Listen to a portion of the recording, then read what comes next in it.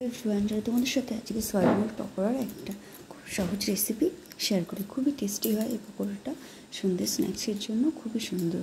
এখানে দেখেছো কিছুটা সয়াবিন আমি সেদ্ধ করে নিয়েছি।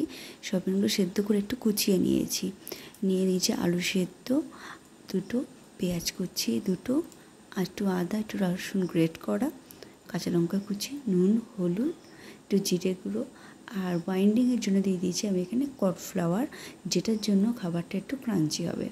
আর নিয়েছি শুকনো লঙ্কার গুঁড়ো, আর নিয়েছি কয়েকটা জোয়ানটা প্লিজ তোমরা দেওয়ার চেষ্টা করবে, ওটাতে টেস্টটা অনেকটাই বাড়ে। দেখো ওটা মেখে নিয়েছি খুব ভালো করে, ইচ্ছা মতন শেপ দিয়ে এটা আমি বানিয়ে নিয়েছি।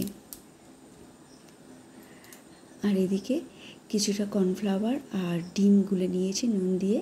এবার ওগুলো আমি ডিমের ব্যাটারে ডুবিয়ে এক এক করে ভাজতে থাকবো।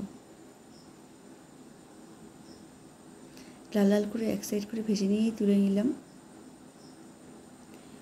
এটা খুব বেশি ভাজা করব না, হালকা ভাজা করব। গ্যাসের ফ্লেম মিডিয়ামে থাকবে, লোতে রাখবো না আর হাইতেও রাখবো না। দেখো এগুলো একবার ভাজা হয়ে গেছে লাল লাল করে। এবার আমি তুলে নিচ্ছি। তুলে নিয়ে ওগুলোই আবার ব্যাটারে চুবিয়ে ভেজে নেব। এটাতে কোটটা খুব ভালো হয় আর বাইরেটা খুব মুচমুচে করে ভাজা হয়েছে। দেখো উল্টে দিচ্ছি, হয়ে গেছে,